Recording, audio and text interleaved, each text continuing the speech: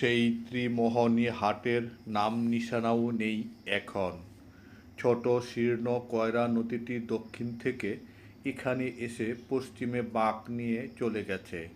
একই স্থান থেকে একটি খাল গঙ্গাজলি নাম নিয়ে চলে গেছে সোজা উত্তরে। কয়রা ও গঙ্গাজলির এ তিন মোহনার বাঁকে মৌসুমি কাঁঠালের একটি জমজমাট হাট ছিল এক সময়। একটা বিশাল পুরনো বটবৃক্ষের নিচে এ হাটের নাম ছিল ত্রিমোহনী।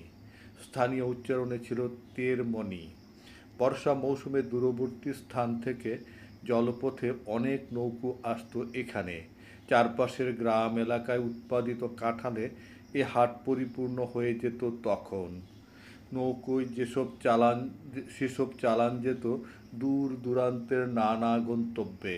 সড়ক যোগাযোগের উৎকর্ষতায় স্থলপথে নানা যানবাহন চলাচল শুরু হলে এবং নদীতে নাব্যতার সংকটে এক পর্যায়ে নৌ চলাচল বন্ধ হয়ে যায় এখানে।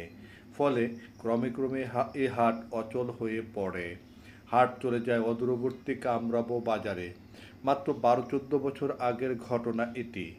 এর কিছুদিন পরই যৌবনহারা এ হাটের বিশাল বটবৃক্ষটির একদার এক শান্ত দুপুরে আচমকা সব ডালপালা মূল গাছ থেকে খসে পড়ে।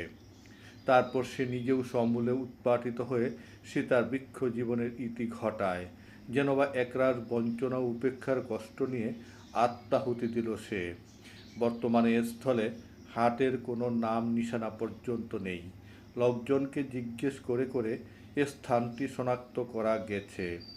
ত্রিমোহনী বাজারের যে স্থানে ছিল সেখানকার খাল ও নদীর কোল ঘেঁষে একটি পাকা রাস্তা বাঁক নিয়ে এই জায়গাটি অতিক্রম করেছে।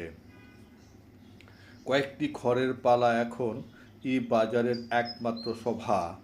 ত্রিমোহনী হাট এলাকাটি শিবপুর, বেলাব ও মনোহরদী উপজেলা সীমানার একটি তিন মোহনাও বটে।